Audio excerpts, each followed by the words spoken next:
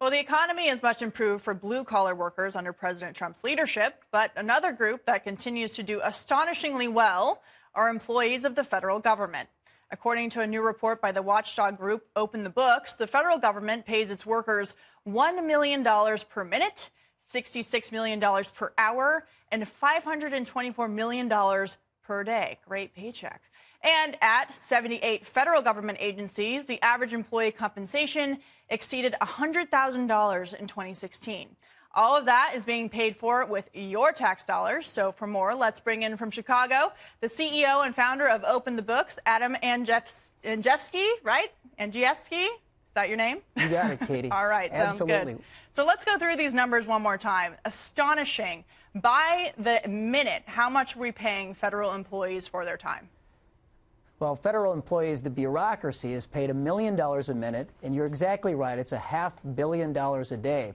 What we also found when we not only opened those books, but we audited them, our team of auditors found that there are 30,000 federal bureaucrats that out-earn every governor of the 50 states at $190,000 a year. That's their salary. We also found that if you're a highly compensated federal bureaucrat, and we define that as over $200,000 a year of salary and bonus, that the number of federal employees has increased over the course of the last 6 years by 165%. So what about that? The president has been criticized for not filling all the positions in the federal government. Can the federal government function without filling these positions, and would it actually make it more beneficial for taxpayers? So the president has led on this with his own payroll at the White House. He's running a leaner payroll than at the same point as during the Obama administration. He's down 100 positions, and we forecast that would save taxpayers $20 million over the course of his 4 years. The First Lady is also leading on this. She has a payroll of 5 employees versus 24 employees as former First Lady Michelle Obama had. But here's the point, Katie.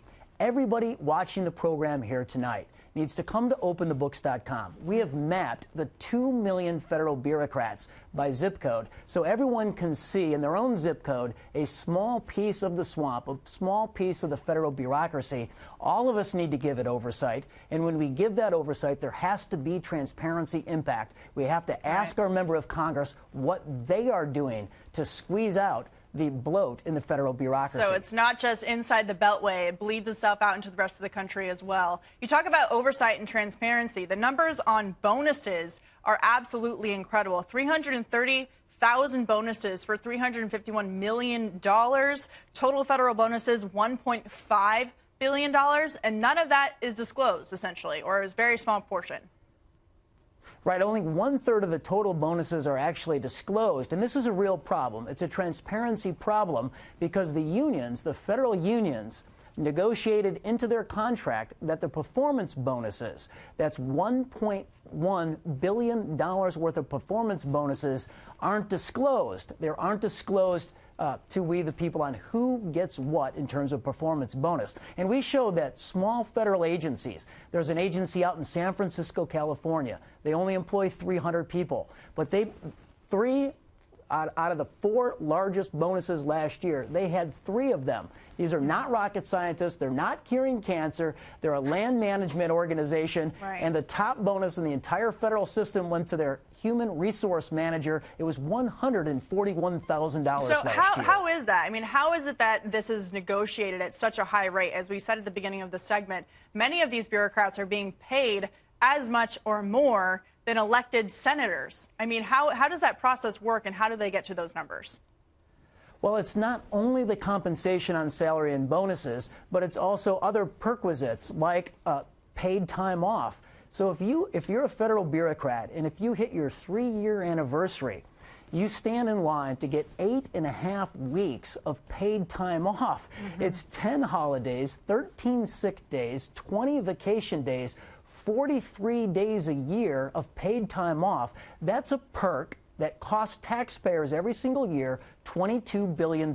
Sounds like Europe, European style living and working to me inside the Beltway and outside, as you've pointed out.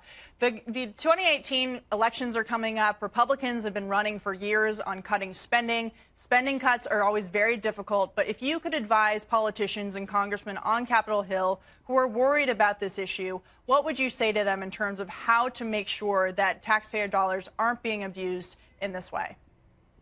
2 cuts for $2 billion. Really quickly, end the bonus program. It's $1.5 billion. And then, Katie, and this is bipartisan, federal PR officers. There's 3,500 of them. The line item in the budget every single year is $500 million on salary and total cost, and that should be cut as well. Okay. Well, Adam, thank you so much for your expertise. We have a lot of work to do.